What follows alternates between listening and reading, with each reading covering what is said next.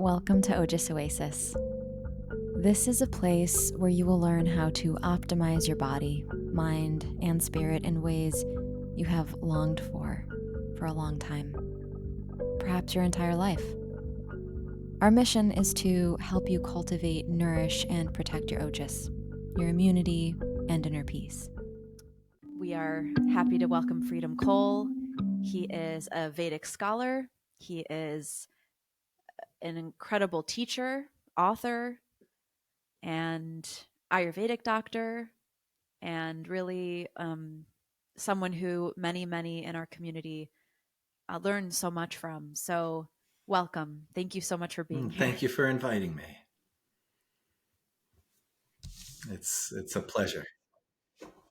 Yeah, I mean, we really had such a fun time connecting at NAMA, and your presentation on this topic was so comprehensive and so interesting. And we just Comprehensive. It was a tiny little bit. I know, right? Well, to Yeah. you, it's, I mean, compared to the amount that you know about it, but for anyone just kind of coming in for a lecture, it was incredible. Your slides, I mean, your slides were so packed with information, and I'm sure when you're presenting, you also kind of want to leave some wiggle room for just more, like you want to be in flow, but your slides were incredible. I took lots of videos and pictures of all of them. And now here we are on the podcast. And I think what I really want to start with is your background, just as a person, as a human being in this incarnation, just as someone who has been pursuing this journey, this very specific spiritual path. How did you find Ayurveda? How did you find the Vedas in general? Oh, how did I find the Vedas? Wow. My mother got into yoga while I was quite young. And as a little kid, she would read me this story of, and me and my brothers. And my brothers didn't go farther down the path, but for me, it was quite inspirational. But there was a story of an Indian teacher who was pretty sickly when he was young. And he always had to sit on the side when the other kids would go off and play. And one day he was so upset, he just ran off. And he ended up with some yogis. And he learned yoga. And through yoga, he was able to overcome all his sicknesses and illnesses, and eventually became a teacher enough to write a book teaching yoga. And so I grew up with that story of the healing potential of yoga. And I practiced it myself. We would drive to Philadelphia. There's a bookstore there called the Garland of Letters, run by a very powerful yogi as well. And I would get books on chakras and yoga. And so I had a mother who would let me read that kind of material. And when I was 17, I met a Buddhist teacher and started studying some meditation, and eventually met a yoga guru, Baba Haridas, who, for him, yoga and Ayurveda are not separate. And so I was introduced to this integrated yoga and Ayurveda framework from the beginning.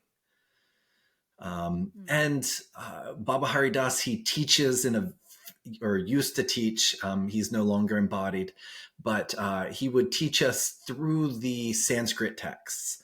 And so from the beginning, I had a very classical training of referring and referencing the classical texts when we talk about yoga or Ayurveda. And then eventually my Jyotish guru was the same, very classical with the traditional texts. Amazing. Was there a specific health crisis that sort of made you even more, maybe I want to say like more committed or curious about going this deep into the study? Some people, they have these health crises. For me, it wasn't as much of a crisis as when I was a child, I always had really bad skin. And as a when you're young, your skin, it's a important thing in relating with others. And my stomach always had real sensitive digestion, so I was always having stomach issues. And I had met an Ayurvedic practitioner. He gave me an herbal formula. My stomach was just fine afterwards, and he had me not mix fruit with the rest of my food, and it's really that fruit and grain and other food combining that cleared up my skin pretty well. One or two other things there, Wow, but something so those two simple. things were the big primary. And so I healed myself, and it being integrated into, I was pretty extreme in my practice of yoga, and the Ayurveda was just integrated with that. Mm-hmm. Well, so it sounds like your journey with it has been sort of, you can probably see it too. And we're going to talk about astrology eventually. We're going to get there. But I know you don't want to go there yet. But um, would you say that the stars were sort of aligned for you in many ways to Oh, become a master of this a knowledge? master of this knowledge. Um, I know it's kind of a crazy thing to it's such a um, deep ocean of knowledge, but you are to many people considered a master. so in my chart, I have something called a Mahapandita yoga, which means someone who's a great scholar. And I'm dedicated to studying and knowing more and knowing deeper and digging deeper.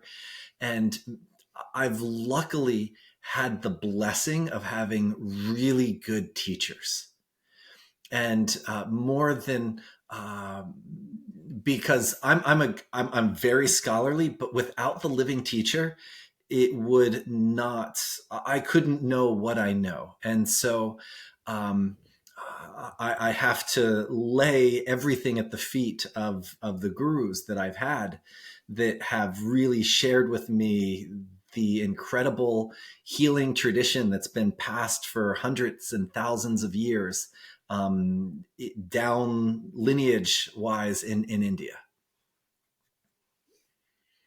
That's beautiful. I mean, very humble, and it's important. That is an aspect of this system that makes it very unique, is that that word lineage. It's something that's passed down, and it's very traditionally it's careful who they select to carry to be the torchbearer for the next Yeah. generation of students, and to hold that responsibility is quite an honor. That's how I feel about it as well. um, so that's a really beautiful way of looking at it, is we are only as good as our teachers. Uh, I mean, we could hopefully we get a little bit Maybe better than if our we can. teacher. If we don't get better than our teacher, then the tradition isn't growing. But we can only, like, how much better you can be is really dependent on the quality of the teacher that you're with. Hmm, I love that. So we decided to do a 3-part series for the Yeah. podcast, centering around a very prevalent illness, I guess you could say. I mean, it's a complex topic, which I think is why we want to break it down into 3 Mm. episodes or 3 parts.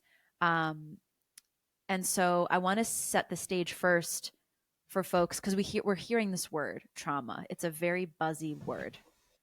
It's liberally stamped on all types of situations and experiences and feelings. So I would love if we could first define what that word Mm. means.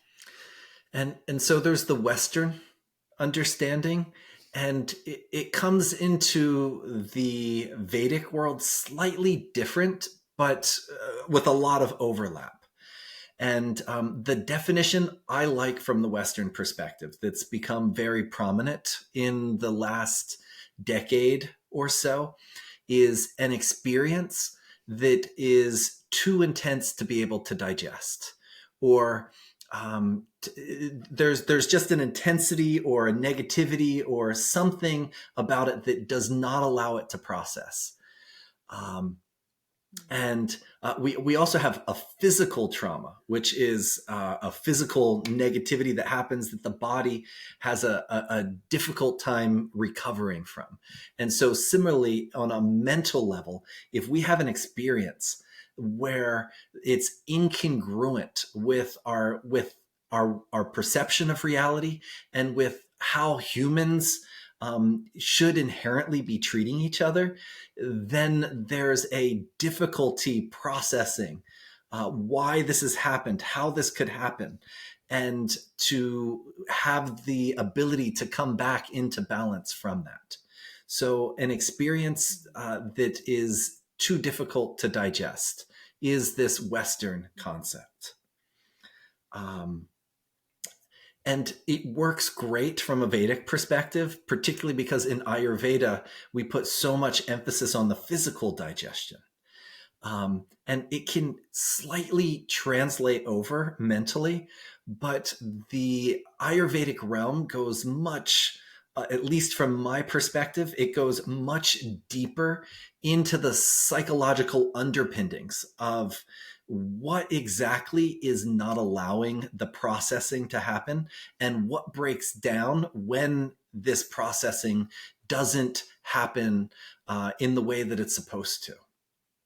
Um, which is a whole conversation that we could go into alone for an hour. But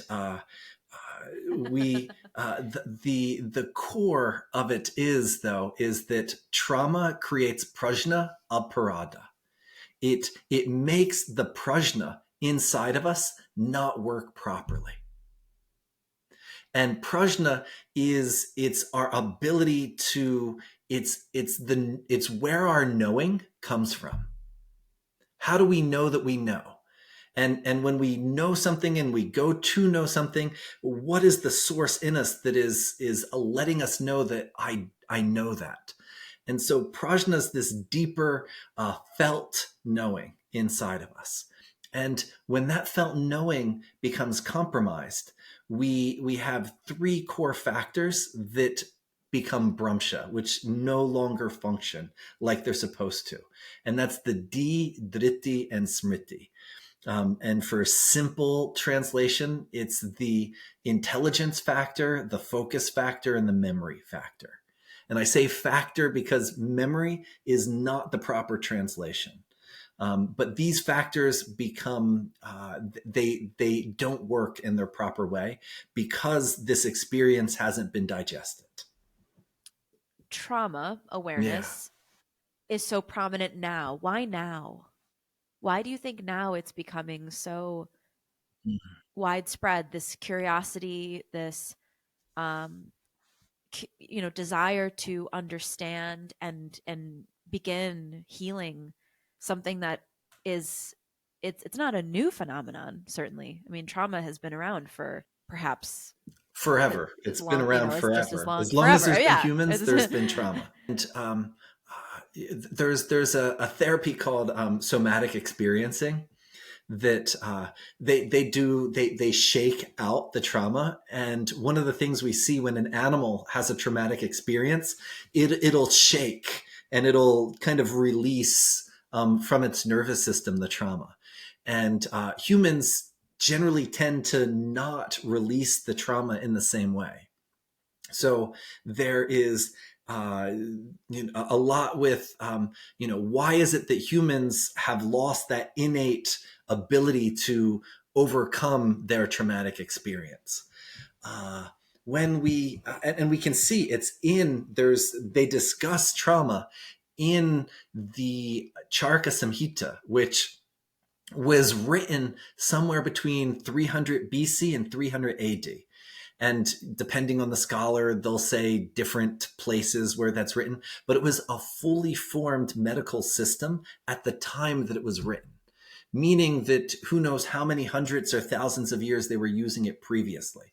So trauma has been, humans have been aware of trauma and its impact for a long time.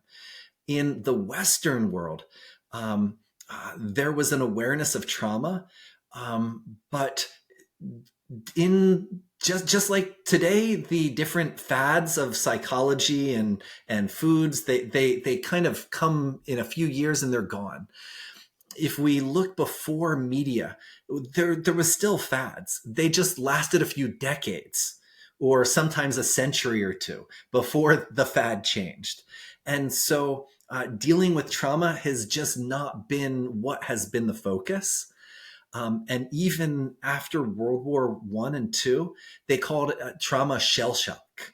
The soldiers that were coming back, they were shell shocked, and there was almost a kind of look at there's something wrong with them.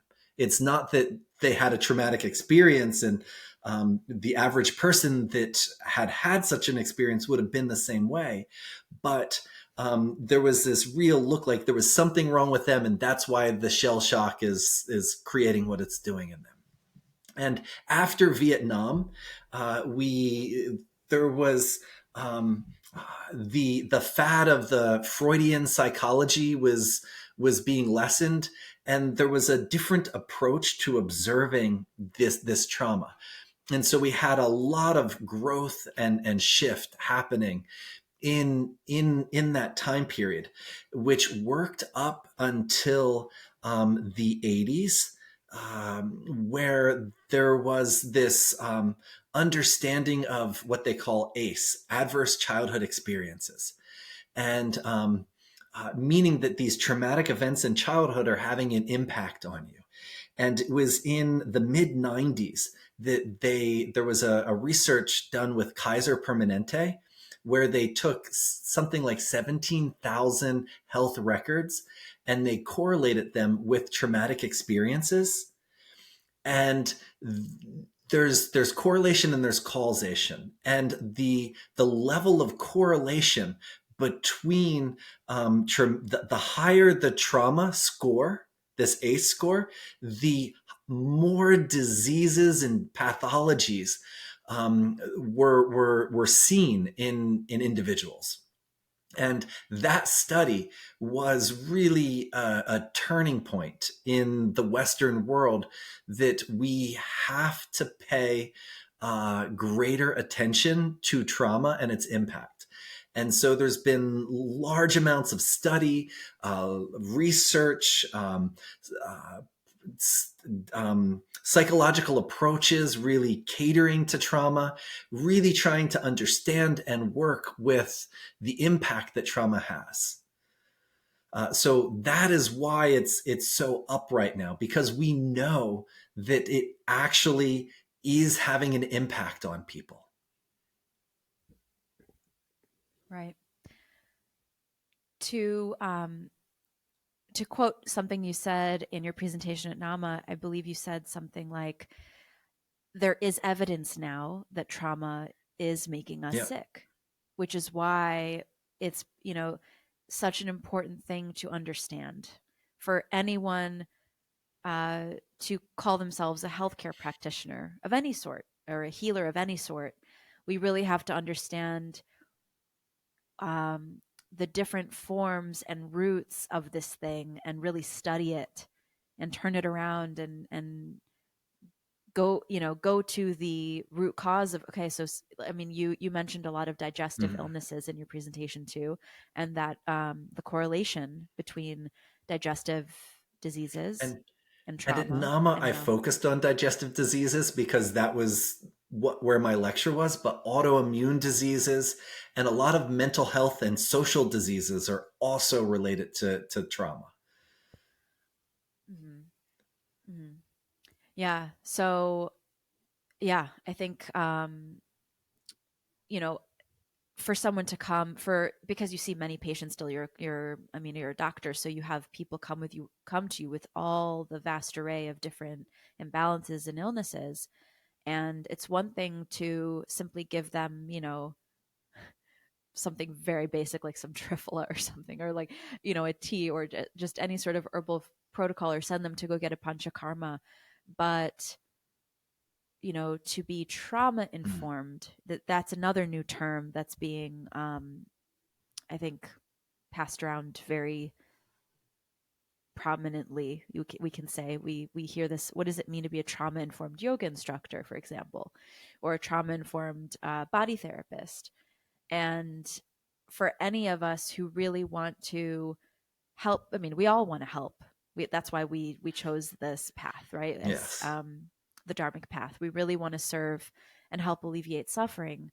So understanding that, something like ulcerative colitis or an autoimmune condition, um, or bipolar disorder, anything like the vast array of illnesses, um, that this is not only due to in something bodily. It's an event. It's an event that occurred that is stuck, right? It's like stuck in the somatic, in the body. And so there's a process, and it's a bit more than just physical, even though Ayurveda does emphasize treating the body, um, as a sacred temple. We really, really look at the physical layer of a human being. It's more than physical, right? Because we're dealing with the emotional body as well, the subtle body, and it's sometimes even the causal body, right? Or the karmic 100%, body, the which we'll talk about in the mhm. Jyotish section. Yes, can't wait. I'm already like, I have to confess, I've been nerding out hardcore. I should show you. I'll send you some photos of the notes I've been taking on astrology, but I'm very much an amateur. I will not say I'm anywhere. I'm not. I'm in the very, very initial stages of digesting astrology, Jyotish. But my curiosity is enough that I'm reading the books. I'm already magnetizing, and I'm starting to understand. So that's probably why I'm like subconsciously trying to jump forward into the astrology So, section. so But if we um, look with Ayurveda, yoga, and Jyotish, um, and trauma, when we're looking from the Ayurvedic lens, we're primarily looking at the physical body. When we're looking through the yogic lens, we're primarily looking at the subtle body. We're looking at the energy, the mind, the psychology. When we're using Jyotish, we're primarily focused on the causal body. We're looking, and in the West, there's this whole mind, body, spirit. But if we really get classical, it's mind, it's body, mind, causal, or body, mind, karma. It's They're not using the word spirit from a Vedic perspective, and they don't use the word spirit for a very particular reason. The Buddhists didn't believe in spirit. They were like, there's no soul when you die. The prana keeps incarnating, but then eventually the prana's free, and you're gone. So it's body, mind, karma, because there's some karma that's making this, whether you want to call it soul, a spirit, or just a bag of karma that keeps incarnating. So we have three to work on, these three different realms, these three different levels of our being. how would you make the distinction between a trauma informed practitioner and someone who is sort of just, okay, so you have like a rudimentary understanding, but that doesn't necessarily mean you really understand the like treating a patient or a rogi or a client with trauma versus someone with just poor digestion with no trauma, right? Or just mental illness with no trauma, which is very rare, probably most likely like a more rare situation, but that does happen. So, what do you think it looks like? Um, what do you think like the parameters would be to kind of measure, okay, this is what makes someone really trauma Mhm. informed, like a trauma informed Ayurvedic doctor, or um, panchakarma Mhm. technician, and or and geotish. so we want to differentiate uh, trauma aware, which we could say aware or informed, and somebody who's certified or licensed to practice a trauma treatment. That's our first big division there. Because just because you're trauma informed doesn't mean you have the capacity and skill to be treating trauma. And it's a dangerous when we mix those two realms. Now, the world we're living in, everybody who finishes and becomes an Ayurvedic practitioner should have some trauma informed education, some education so that they understand both when somebody comes who's had a lot of trauma, how they're going to show up, what are the symptoms of trauma, and how do we engage with somebody who's had a lot of trauma? How do we be sensitive to their needs, different than somebody who hasn't had a lot of trauma? And then when we're looking at disease process, understanding what is being caused by psychological elements that are based on trauma and the nervous system, versus that are being caused by the food they're eating, or whether they're exercising enough, or whether toxins, things of that nature, these real physical element things versus the more mind coming into body disorders that we get with trauma. So that said, we have trauma treatment, and trauma treatment is, so somebody has had a traumatic experience, us helping them through the traumatic experience, helping them to process that traumatic experience. And you need a very specific training and certification for going in that direction. As far as trauma informed, and maybe we should take a small step back to Prajna Parad and what Prajna Parad looks like, and so that we can just get the elements that we want to be recognizing with that, and then how do we hold space for somebody of that nature. And so our main, from the Ayurvedic perspective, when there is trauma, the D becomes Brahmsha. And the D, it doesn't have an exact translation in English. It's often translated as intelligence, but it's the part of us that helps us make decisions. And the Ayurvedic definition is the determination of that which is wholesome or unwholesome. And so it's that which helps us make this decision. And whether I'm going to put on enough clothes when I go out in the wintertime, whether I'm going to stay out too late, whether I'm this faculty of making the decision of what's good for me and what's not. So trauma disturbs that function.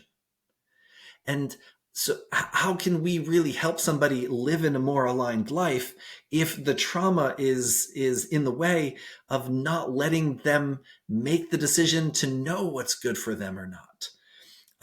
Then we have the dritti that becomes Brahmsha, which is the focus. And that focus is the ability to keep my attention on what I want my attention on. So ADHD is where focus is not going where somebody wants it. But we also have, just without even ADHD, they say keeping your attention away from the negative inclinations. Where are we putting our time? Where are we putting our attention? And even to the small little details of in our mind, are we focusing on the negative aspect of something or the positive aspect of something? So this is this dritti. And the tendency to over-focus on the negative, this is a dritti issue, this focusing issue. And our third factor, when we look at the dritti smriti, is smriti. And smriti, it's the memory factor, but it's what is calling up and making which memories arise in our head. When I see you, Um, uh, do I have a happy memory or an unhappy memory? When you are walking down the street and you see a tall person on the other side of the road, do you have a traumatic memory where the tall person puts you into an emergency response? Or do you see a tall person and have a good memory arise in you? So this ability for healthy memories to be arising is this factor of smriti. So how we make decisions, how we place our attention, and what memories are arising in us. And then Charaka Samhita, the Ayurvedic texts, they say also um, being proper timing, doing the right things at the right time, waking up at the right time, going to sleep at the right time, in a conversation, making sure that you speak at the right time and not at the wrong time, not too much, not too less. This ability to regulate, am I in the right timing? And then so these are the big. There's a few more, but these are the big factors. And when we see these factors being compromised in someone, um, sometimes a beginning Ayurvedic practitioner wants to give somebody this huge long list of start doing this, do that, only do this, and they want to like rush through. And somebody that's had a lot of trauma, just to take one recommendation that alters their life cycle, it's going to take some work to integrate that. To if somebody is going to bed at 3 or 4 in the morning and you say, I need you in bed by 10 o'clock, they might never come back again if you make that the hard practice. And so getting them to if they go to bed at 3, getting them to go to bed at 2, getting them next time to go to bed by midnight, and slowly working and integrating versus huge long list. Where somebody who hasn't had a lot of trauma, who they've just had an American lifestyle that's not balanced, you give them 10 different things and they come back the next week and they've implemented those 10 things. So being aware of how much we push, how we push, and how we listen to our clients. And I'm just scraping the surface, but this is a key part of being trauma informed. Yeah. I think about that a lot, just something as simple as bedside manner and how, our energy is fine tuned to the person, right? And how they're going to receive us and how we can be part of the medicine. It's not just here's your list. It's in this loving way, I'm caring for you. And that alone, to be listened to and heard and truly uh, not just telling someone you care, but really all the nonverbals too, right? I mean, making eye contact, smiling, the way you relax your shoulders, the way you relax your jaw and your face, and just really holding them in that space so that they can open and release. And And like you said, it's very incremental.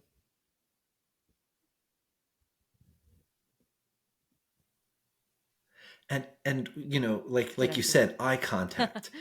Somebody who's very traumatized, maybe a woman who's been traumatized by a man, maybe it's not good to have eye contact. And so seeing that somebody is not ready for eye contact, really meeting them and getting that that creates an uncomfort for them, and finding a way to make an empathic cue that shows you care without making the person feel uncomfortable. Um, in the yoga world, we often say, shut your eyes and visualize, or these kind of things. And for somebody with trauma, we might not want them to shut their eyes. Shutting their eyes might actually bring up anxiety in them. So understanding how trauma shows up, and the keyword is the safety factors that we need to create the safety factors and the nurturing factor that we need to bring into the space with somebody who's had a lot of trauma is something that requires a trained awareness. And sometimes it's very intuitive too. Like you said, even just doing things like observing the person, right? And really something as simple as the eye contact, or they have their arms folded crossed in front of their chest, or they're kind of turned away, or you could just feel like they're constricting, Mm-hmm. contracting and just tightening and closing off. And how we can meet them where they're at, instead of trying to pry them open too quickly and pull these things out too quickly that are just not ready. It could also be a lot more harmful than helpful, which is the last thing we want to do, right? Is to so I love that what I'm getting really is to be trauma aware, is to be aware that this is a deep the roots of this condition, or I don't know if I want to say condition. It's like the aftermath of an experience that, like you said, it's above the threshold of what a person in that time and space was able to digest properly. And to have that awareness alone and fully embrace where the person is at and be patient, right? Being Working really with trauma patient. And requires a lot of patience. And as you said, meeting them where they are. Uh, and just yeah. to give the opposite, one of the worst things I've seen once was it was somebody who was a psychologist who primarily used hypnotherapy, and they kind of they were from an older generation that still didn't value the modern research on trauma, and they just saw it as, oh, being too sensitive with people, oh, being cushy, like fluffy, and just like push them through it, and they'll make them work through it. it's Tough love. it's for somebody who's just lazy, like a nice kapha who needs that push to get through something and they don't have trauma. Great, we need to push them, but we have to recognize that that's somebody that they're not being held back by trauma. When we recognize that there's somebody who's had traumatic experience and that a lot of what they're up against is that traumatic barrier, pushing them into the trauma can be devastating. Can actually put them into month-long depressions, anxiety attacks. It can be really the opposite of creating health. I'm really curious about the role of prana in diagnosing trauma, or in just making that distinction of, okay, this is a patient with trauma, because we can see that and we might want to define what prana is Hmm. too, for those of the listeners who don't know what prana is, because prana has many definitions and contexts. But um the relationship, I mean, we hear it a lot. Students of Ayurveda will hear a lot that your health is really dictated by your relationship with your prana, right? And what that means for someone with trauma. What is their relationship to their prana, and how does prana function differently for them? Yeah, how does prana function differently for them? um, so prana is the life force in us. When we're alive, we're breathing. When we're dead, we're not breathing. And so there's something about that which makes us breathe, that shows that we're alive. And and some people limit prana to just the breath, but that life force throughout the whole body is prana. And when we relax, the shoulders go down. There's a settling, and a grounding that happens. And this is considered to be apana, a downward moving prana. When we're excited, our eyebrows lift, our lid lifts, we raise our hands. We're, oh my goodness, there's this excitement that happens. And there's this upward moving prana that we call udana. And so we have these various types of flows of life force in us that Ayurveda, yoga, and Jyotish put a lot of emphasis on. And when we move to prana, and this is a key point with where yoga and somatics differentiate. In the realm of somatics, they're working with the body.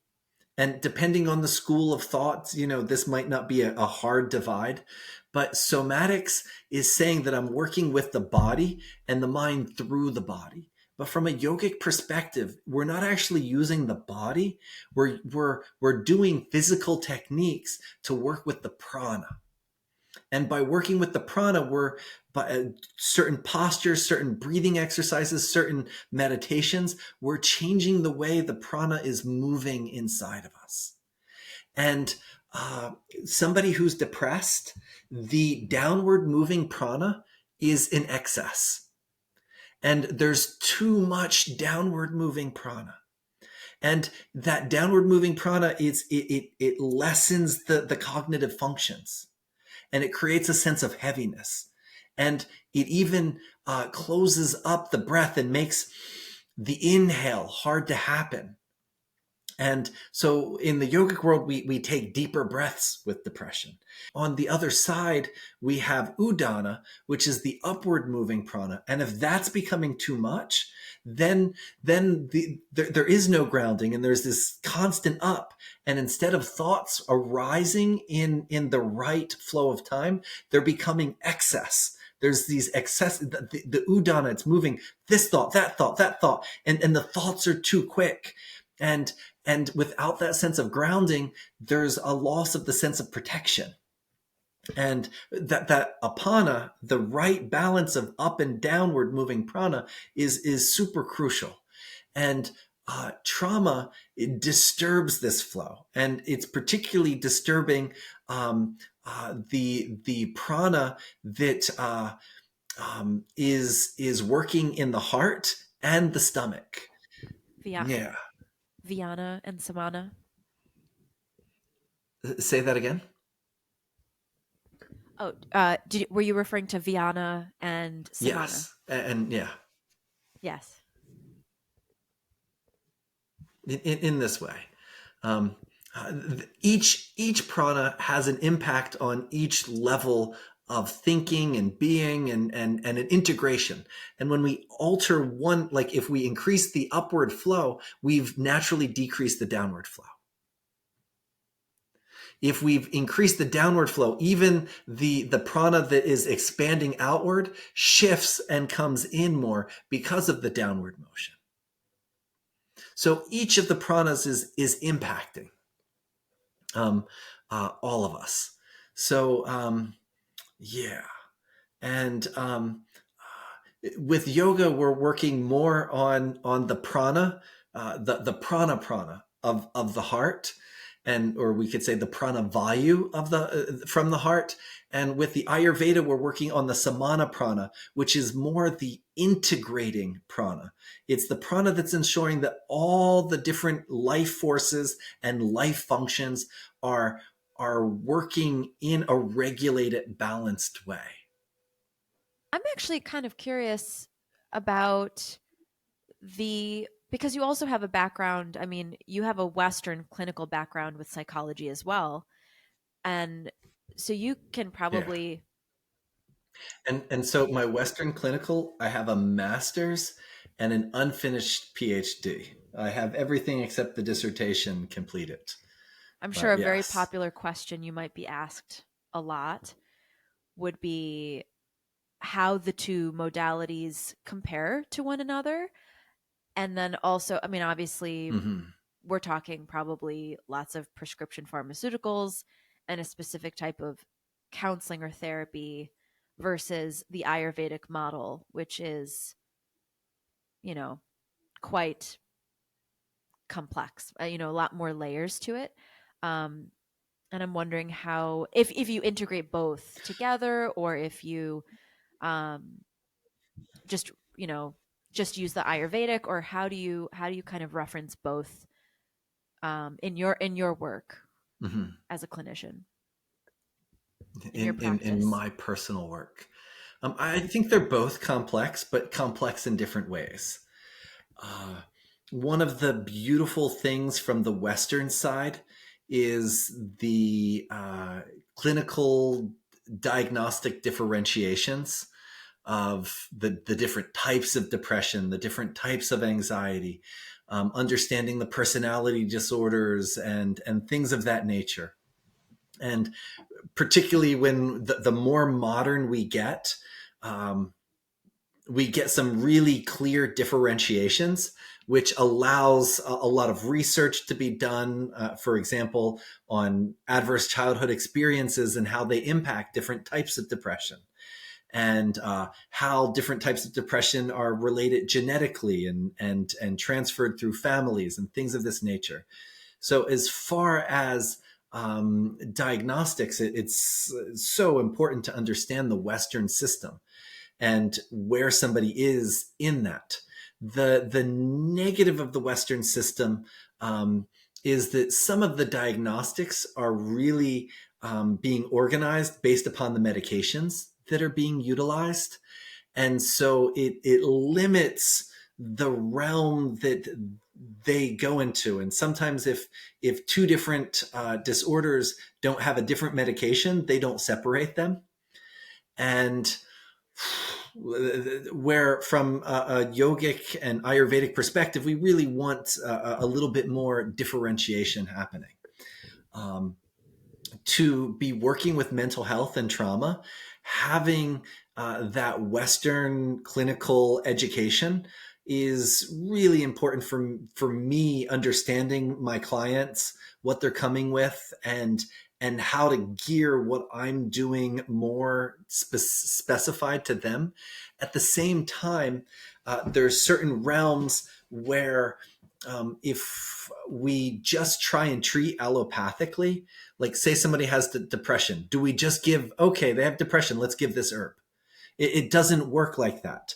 And the phenomenology of depression, there's symptoms associated with it, and it could be because of past trauma. It could be because they work night shift and it's disturbing their hormone structure. It could be because they're eating the wrong type of foods. Um, and so really getting a good, just because we know what's happening and we can put it into the Western terminology, we don't want to lose our Ayurvedic diagnostics, because that is telling us much more the root of what's going on. The Western side lets us understand what is happening, how it's happening, what is the experience a person is having. But what's actually causing it, the Ayurvedic perspective is much more going to tell us why is this happening in a person? How easy am I going to be able to work with it? And the Ayurveda doesn't become always a own like either or. Some people need some counseling when it's a psychological disorder that is more mental based. We want to work alongside with a psychologist. And I've had clients who 10 years they've been with their therapist, and we start doing various practices, and woo, what they accomplish in 6 months to a year is just amazing. I even have a few Buddhist teachers that send their students to me. And because these certain things come up, and they need a little bit more specified work with whatever is coming up, and the whether it's emotional or physical or health, and so they work with their Buddhist teacher and with some of the Ayurvedic practices. So it's not a one or an other, but really finding the right blend. And sometimes for a certain person, the Ayurveda will take care of everything. And for someone else, seeing a therapist for a year will take care of everything. But the average person falls somewhere in between, that a little support for each when we come to mental health and trauma become very beneficial. And when we get into more severe trauma, um, uh, with more severe trauma, we want to almost always be working with another mental health facilitator, somebody who's supporting them, and just only talking with them and suchness. We covered integration and understanding the distinction between the two approaches. Um, and also like how open you are to working with a team of people. You know, it might not just be you, it might be, you know, I love that. I love that For, kind of approach to it. yeah, for more complex cases, particularly, a team is really what the person needs. The therapist or Ayurvedic practitioner who says, "I'm going to do this. What I got's perfect." It's almost dangerous. Our goal is to help our client find their wellness. Um, and building, one of the beautiful things with Ayurveda is it really gives us a bigger view that we can dev- help create a healing protocol, and really make sure that people are getting the right things from the right people.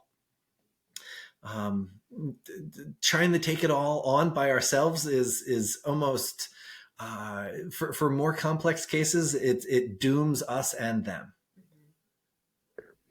But what if you're so many different things in one body? Like in your case, you know, you specialize in So multiple areas, you know, because with me, I would refer out yeah, for an so even astrologer, me, but you don't have to refer out. so yeah, no, I wouldn't have to refer out for a good majority of things, and I still refer out. Um, One, I make sure to stay in my primary road. This is what I'm doing. This is what I'm, and I could take time and do some coaching with somebody, but it's better to send them out to somebody who that's their primary focus. And by making them, they have somebody where that's their primary focus, and they're working with me with my primary focus, they're going to get a little something from each of us that's slightly different. And we're going to, and just I'll give a small example. There was and this is not a mental health one, but just it's the example that came into my head. I had a client who, she was not able to get pregnant. And so we did some meditation, mantra practice, and some herbs. And even though I gave her some herbs, I also had her work with somebody who is trained both in Ayurveda and acupuncture. And after they were consulting with that person, and that person's specialty was pregnancy, and that's not my specialty. So having a teamwork there was key. That person discovered that the person had terrible insomnia, and in my intake, I completely missed the insomnia. And uh, having rapport with that person, working along with them, it was like, oh my gosh, I missed that insomnia. How are we going to get this person, if we're not fixing that insomnia, the vata disturbance that's causing is going to make getting pregnant so much more difficult. So we together both started from our own angles working with that insomnia, and that person got pregnant and had a child. They actually, they had a child, yeah, any which way. And so that was a way where, even though I could have taken it all on myself, sharing that, getting that second opinion of what herbs we should be on, and that second intake, whew, it was amazing to make sure that I didn't miss that. um, you introduced a new word to me at Nama I had never heard before, and I actually couldn't Yes. believe that this was a real thing. the word psychobiotics. Yeah, Yes, what are psychobiotics. psychobiotics, and how would you compare them to Ayurvedic medicine? So the psychobiotics kind of was coined. We have probiotics, and probiotics is really making sure that the digestion is happening properly. And Western medicine is slowly beginning to understand how important the digestion is for health and well-being. And within understanding how important the digestion is, they're beginning to understand that when you're sad, it slows down the digestion. When you're anxious, it makes it so the food isn't getting digested. And and that there's this direct link between the mind and how the mind is processing and the what's happening in our stomach and our intestines and what the digestive process looks like.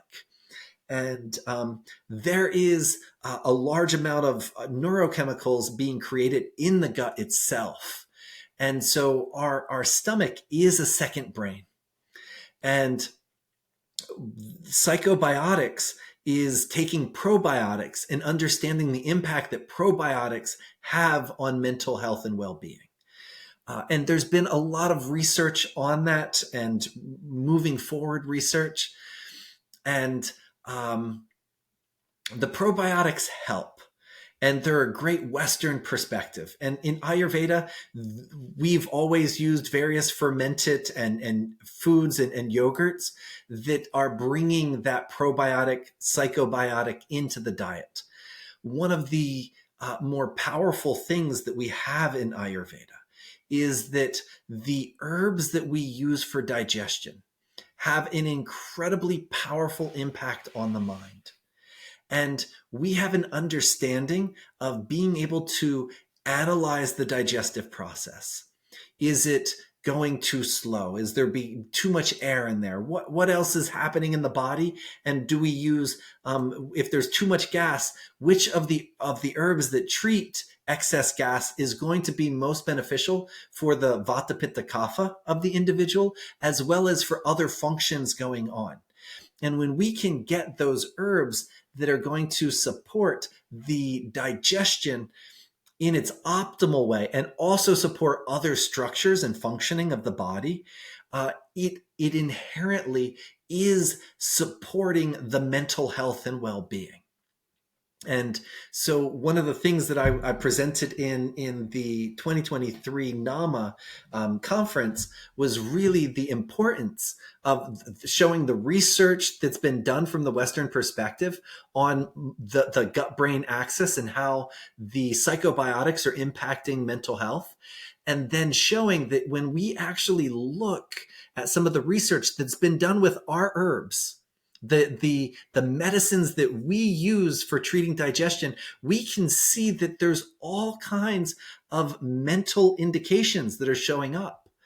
And so treating the digestion in depression, anxiety, bipolar disorder, all of these general mental health issues becomes crucial for supporting a person, not just giving an herb that gets rid of anxiety, but actually treating the digestion is going to be first and foremost for treating that anxiety or depression. And when we come to trauma, trauma gives us some very severe digestive issues. Situations where a person might have a bowel movement once a month. Situations where the bowels are becoming so inflamed that a person, nothing will stay and digest inside of them. Various Crohn's disorders, irritable bowel disorder, various situations, they're all directly linked to people that have a high ACE score, adverse childhood experiences of trauma.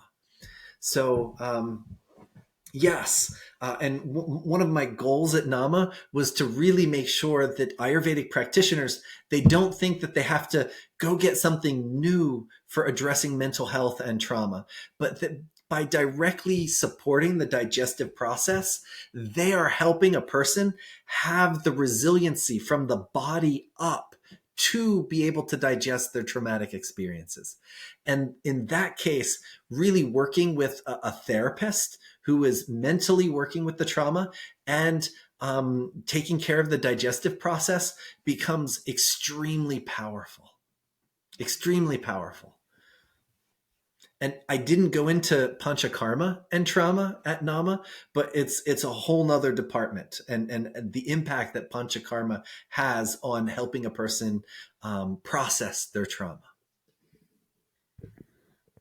I mean, yeah, amazing everything that you just said. I'm digesting it myself. Um, yeah, it's the one question I would have in response to that is you mentioned working with a therapist alongside when you're supporting a rogi's digestion, you know, could you also play the role of the therapist? I mean, I know the line is like very thin, you know, we can't, like, what's in our scope of practice and what's kind of, who are we to kind of start sitting in that role of counselor. But I do feel a lot of times that in the process of talking about digestion, it is a very intimate thing to be talking about stool, to be talking, you know, to be talking about bodily functions that are normally very private, or there's just a lot of intense, perhaps some shame around it, or just some embarrassment. Or so to develop that trust, often sometimes I find you have to break the ice by showing them that it's okay to go outside of just, you know, like the clinical symptoms that they filled out in the paperwork, and sort of like going deeper into um, you know, all areas of their life. I personally, in my practice, I don't really leave anything off the table. I'm open to listening to anything that needs to be said, or that I am intuitively sort of feeling what needs to be said in the conversation. But I'm curious with your practice again, because you can.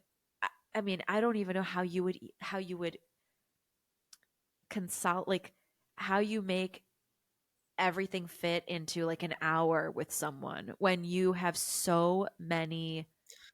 I mean, I can only Yeah. imagine how many tabs open you have about how to help a person because of that much knowledge. It's like, okay, well, what do I bring in first? You know, you have so many tools. And so, and you could play so many roles too. You can play the role of counselor, or, you know, spiritual guide, or just give them and again, I'm sure it's gonna differ from rogi to rogi, because some are super pitta, some are super vata, you know, everyone's different. But do you ever find yourself in that role of more of an emotional support? Um, and so multiple answers there. You Yeah. have almost multiple questions. I'm a big, because you know, I teach yoga therapy for mental health at Kripalu Yoga Center, and then you know, in the classes that I teach, I'm teaching practitioners to be out there doing Ayurveda and Jyotish with clients, and I put a lot of emphasis about staying in your scope of practice. We can do a lot of things, but we don't want to. And there's different factors of why. One, you know, I talked about working with other practitioners as a support. Two, we have a lot of legal liability, particularly if you're in a country that has medical laws that will prosecute you for practicing medicine without a license. So you want to be careful of that if you're not licensed. Secondly, we only have so much time to be with a person, and so when it comes to with my clients who there is mental health stuff that we're primarily working on, I will often ask a few questions. I get to a place where I'm like, see, this is not functioning here. And I say, this is where you need to work with your therapist. So let's bring this up and let's process this with your therapist. And so it's almost like I put brackets around it. I'm like, we need to get this out of the way. And just as an example, today I had a client, just my morning client, first person today. She had an autoimmune disorder that she's been working with an Ayurvedic practitioner, and they've been working and it's just not moving forward. And so we went down a channel, and this is more and this is more the Jyotish perspective, but we went to a realm where we could see that she had a very abusive situation with her mother and her stepfather, and where she was constantly yelled at, and nothing was ever good enough. And we just went to that place of what the lived experience of that feels like. And I said, this we need to work with a therapist. So it was a nice way, and so in that point, I did almost more the diagnostics, and I added a little bit more of the yoga therapy in for her because she didn't have that. But she has her Ayurvedic practitioner. She has her therapist. And I just made sure that they were working in the right zone, gave a few little more details, and we're going to have like wondrous results. But in that way, I didn't take on to process the mother situation. But I let her know where in the feeling state, in the emotional body, we have that block. On another level to answering that question, there is something called common factors psychology. And common factors, the research that went into this is just absolutely amazing. And it's something that I put a lot of emphasis on with my students when I teach, and particularly with the yoga therapy students. And what common factors did was it was a huge meta analysis, a meta analysis, and a meta analysis of meta analysis. And they took Freudian psychology, they took Jungian psychology, they took cognitive psychology, they took humanistic psychology, they took behavioral psychology, they took studies from all across the board of all these different systems. And their goal was to research this and figure out which system was healing people better, which one was, and when they spent tons of time, tons of money, and when they got done, they found that all these systems were giving the same results. And it was like, what's going on here? Like, these are different systems, but they're getting the same percentage of healing, the same percentage of people getting over their depression, the same percentage of people getting over their anxiety. So how can all these systems have this same outcome? So they went a different way about the research, and they went into each of the different schools, and they said, they looked and they said, okay, here's a therapist who their clients are getting better. Here's a therapist who their clients are not getting better. And what do the therapists who are having wonderful results, what are they doing? And the therapists who their clients aren't having wonderful results, what are they doing? And so the research went into all these different fields of psychology, and it pulled out certain common factors of the therapists who were having wonderful results. And those results, and off the top of my head, I don't have my list because I didn't know we were going here, but off the top of my head, the one of the feeling comfortable with the therapist. If the person didn't feel comfortable with the therapist, less likely to get over their psychological issues. Feeling accepted. Being in a space where, like, if they have something they're guilty about, they have something they're shameful about, if the therapist can hold whatever came up and in a space that's like, yes, that, the person had two abortions.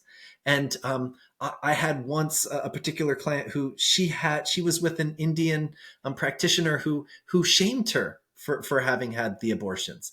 And this is the worst thing that we can do.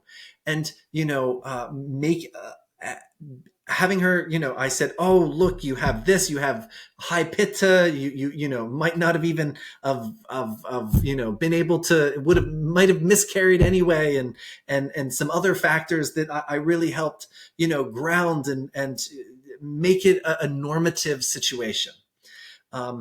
This ability to hold events without shame, without guilt.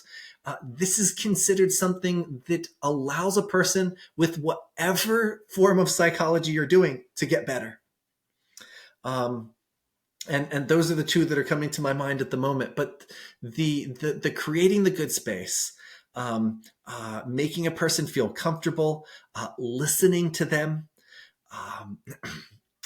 being sensitive to where they are, going, not forcing them to go at your pace, but really getting in touch and going at their own pace. So whether it's a therapist who's giving them psychological practices to do, or you saying, go to bed by 10 o'clock, don't mix your fruit with your grains, and doing that in a slowly implementing that in a slow way that empowers them to be like, I did it and I feel better.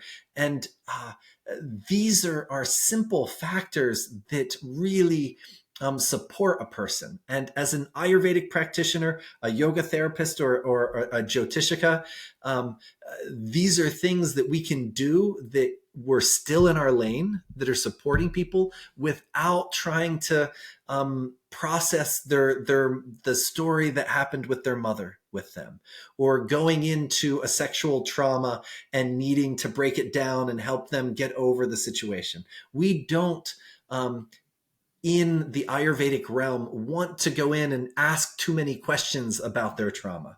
What we care about as practitioners is more, how did that experience change how they regulate themselves? How did it change how they're living? And how can we get them back into a balanced lifestyle? I love that word regulate that you just used. When I think about the difference between the three aspects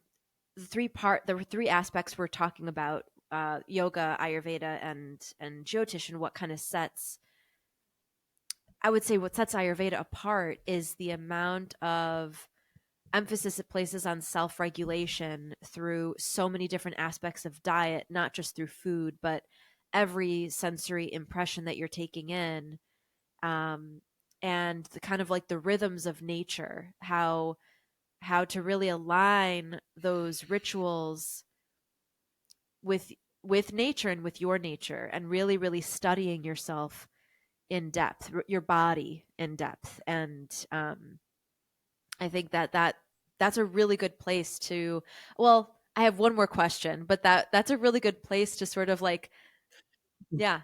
And Yeah. just a note on that before that last question. Trauma dysregulates us, and it dysregulates how we eat. It dysregulates our time cycles. And from the Ayurvedic side, by helping a person get into their regular cycles, into their right diet, we're creating a regulation that gives them the capacity to process their trauma. It's a very different perspective. We're not processing their trauma. We're getting them to a place that they themselves can process their trauma, which is why sometimes working with a therapist, 10 years it took them and they got this far. We start doing Ayurveda and yoga therapy, and they just go miles in a small amount of time because they have the capacity that they're developing. I had an introductory slash initial intake consultation today. It was 2 hours, and I actually did note in the very beginning, I like to say, it's a vetting process when you decide to work with anyone, but especially so like an Ayurvedic practitioner or a Jyotisha or a yoga teacher, whatever it is, you know, that connection is so important. And so I always start with exactly what you just said, which is letting the rogi know that, just so we're clear about what my role is or what my role can be for you, ultimately you are the healer. And this isn't me telling you this. This isn't me believing this. This is Ayurveda. And I'm simply a channel for the Ayurveda to help remove any obstacles that are hindering you from accessing your own innate ability to heal yourself. Ultimately, your cosmic intelligence is far greater than anything that I can read in a book. And but the things that I'm reading in the books and the teachers I'm like you that I'm studying from, all of that helps give me the tools to guide you in the right direction, ultimately, which is home to yourself, you know, and into your regulated, harmonious self. So one last question, because I know svastaha. That's right. I would show you my I have a tattoo of that exact word on my arm. I don't know if you remember, but I'm wearing a long sleeve shirt and I have buttons, and so. But yes, svastaha. Okay, so last question for this part of our series. We are in what some might call an alternative realm of healthcare and healing. So the first question to that statement would be, if I'm wondering if you agree with that, if this is in fact an alternative realm, because it could also kind of be considered the traditional. This is what came first, right? And then I would want to end with how you would define your role in the community, because you are, to me and to a lot of people, you're a leader of the community. And so I'm kind of curious as to how you intend to show up in the community and what you feel and believe your role is. Hmm. I like, alternative, complementary. These are words that make Ayurveda look as if it's secondary on some level, and particularly in the American context. I don't know too much about Europe, but it really is pushed in that direction. Insurance doesn't cover Ayurveda like it covers Western pharmaceutical medicine. Western pharmaceutical medicine is so crucial. Yeah, making sure a person can have the mammograms and various tests and MRIs to see what's going on. We so need that. But then when it comes to treatment, Western medicine sometimes is going in a direction that they sometimes kill the person faster than they would have died if just left alone. So we have a system right now that does not, in the schools that the doctors are going to, they are not educated in Ayurveda. They are not being educated in acupuncture. And why send somebody to a chiropractor? Why send somebody to an acupuncturist? What disease process should come up that they should be working with an Ayurvedic practitioner? I hope that in the future, and part of that future is very dependent on the insurance systems that control so much, and those insurance systems are linked with the pharmaceutical companies, and as long as we are in a very for-profit pharmaceutical world with private insurance, we're not going to have much change.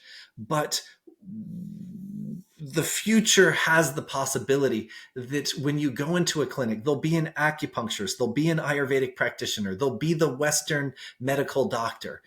And we have access to each, and I'll look at certain clients and when we can use each type of therapy and which will be best. My more than a decade time spent in India, and formatting that so that it works for those of us in the West, so that it integrates with the Western health systems is where I'm putting my energy, and really making sure that everything that I've learned, that I help people so incredibly with from my teachers, that it's being formatted in a way that people are learning it, um, in a way that it doesn't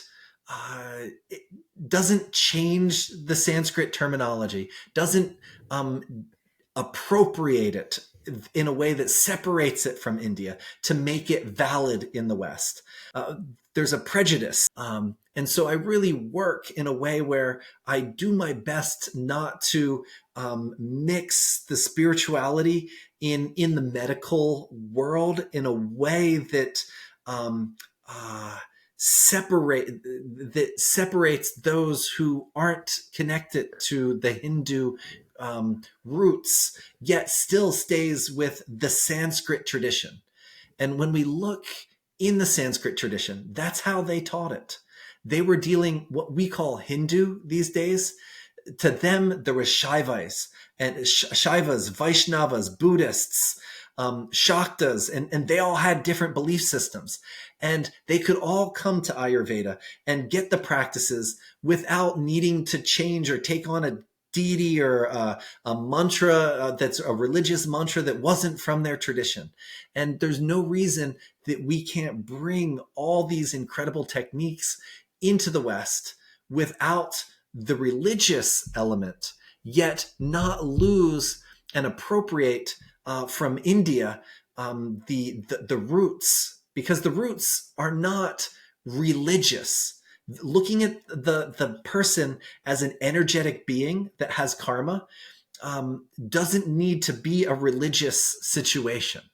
So really bringing these healing teachings in a way that can be taught, can be easily understood by anybody that still respects the lineage of which they come from. That's my goal. That's a tall order. I mean, I know that no, I mean it's incredibly Yes. important work, and I know firsthand how difficult it is sometimes.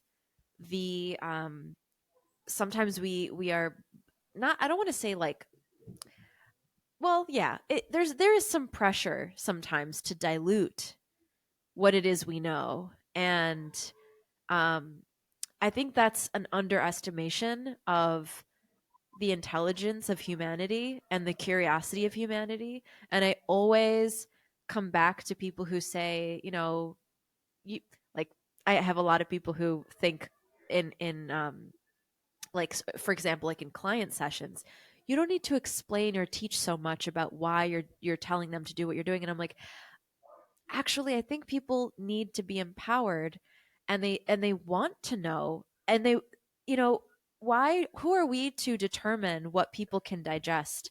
Why not at least offer it, put it on the table, and they'll pick up what they want and they'll leave what they don't want, you know, and let them decide, right? We have to regulate per the for the Right, person the right. right That's also amount. true. Yeah. That entire, yeah, sure. Um, We have to make sure they can yes, digest what we're definitely, giving them. definitely. Um, And, and you know, one of the things I'd love to see when we look at physical medicine, there's all this Latin. Like the physical doctors, they learn Latin. There's the Latin names of everything. Uh, I would love to see a future where, as Latin is to the physical doctor, Sanskrit is to the psychologist. Because in Sanskrit, we have so many more details for the mind and consciousness than exists in any other language.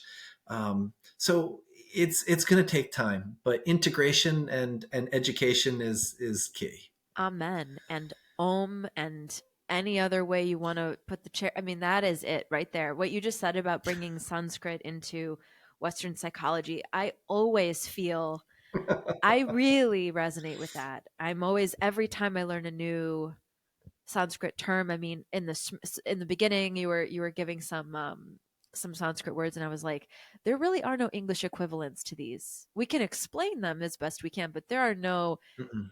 You can't quite get to the essence of what we're talking about with English words. So, thank you so much for painting it out for me, for everyone, and everything you've contributed thus far. And I know everything you're bound to contribute more to the system of Ayurveda.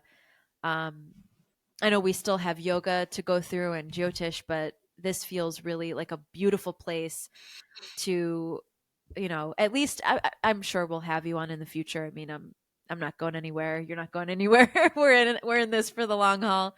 But I really just want to say I'm so grateful that you do what you do, and that you're helping bring Ayurveda into Western healthcare as part of, not as an alternative or paving the way. You're part of, Exactly, as part yes, of. and all the work you're doing is it's paving. Yeah, you are a pioneer, and it's going to make it possible for so many future people to get access to Ayurvedic practitioners and Ayurvedic medicine. So thank you, Yes. and have fun at your party. I know you're hosting right now. I can't believe you're sitting inside the room. Oh man. Say hi to everybody. Say sorry that I took you away from from the party, but thank you. Thanks for having me on. Thank you for listening to Ojas Oasis with Sasha Bershadsky. To learn more about Ayurvedic healing, please visit ojasoasis.com. We'll see you next time, and until then, have your smile.